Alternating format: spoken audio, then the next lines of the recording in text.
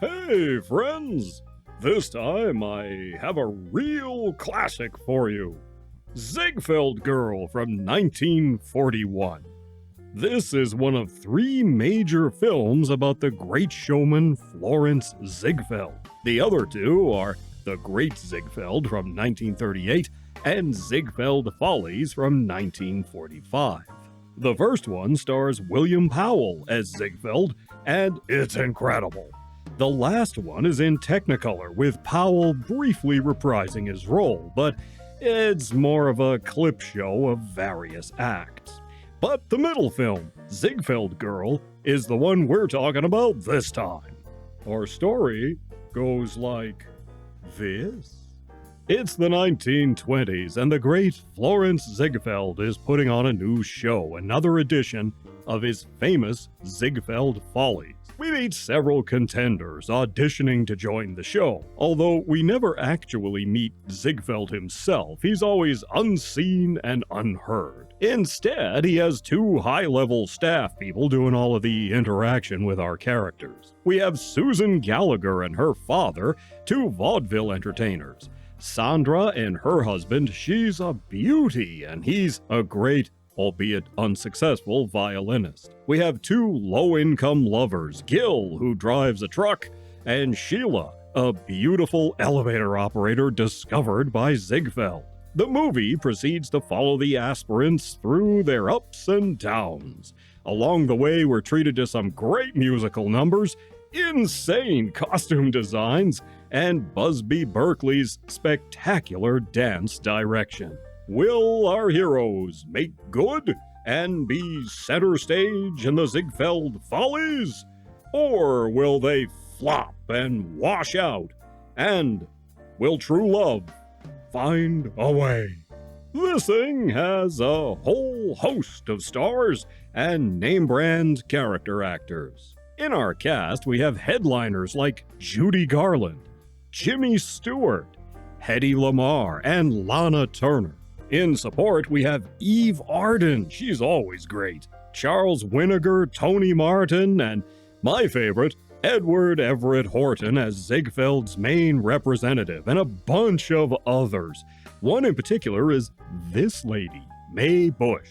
She was a big star in her day, working with the likes of Erich von Stroheim, Lon Chaney Sr., Charlie Chase, and she appeared in several films with Laurel and Hardy. She got her big break when she took over the lead role in a Broadway play opposite the great vaudevillian Eddie Foy. The woman she replaced was Lillian Lorraine.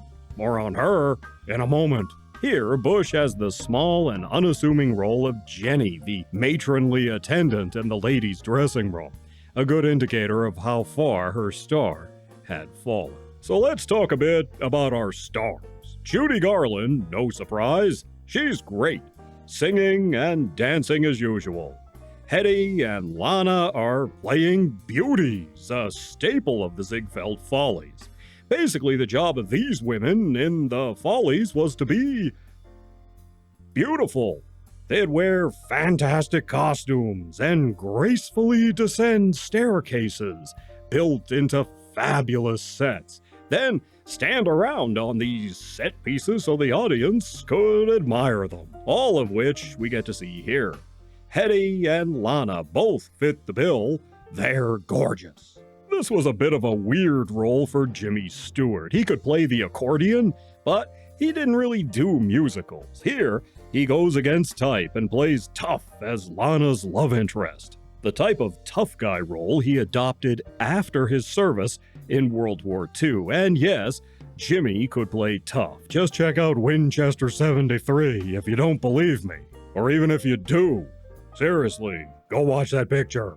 All of the stars are great, but who steals the show here? Well, if you ask me, it isn't Judy.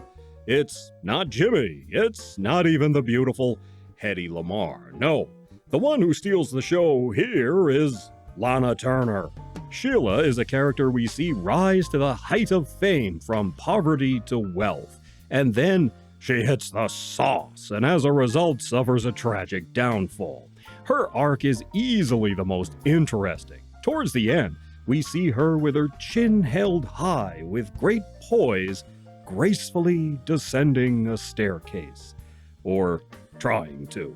It's powerful stuff that speaks to the tragedy of show business, which we don't always get to see, or at least we don't often see it handled so deftly in a movie. Turner's character was very loosely based on the aforementioned Lillian Lorraine.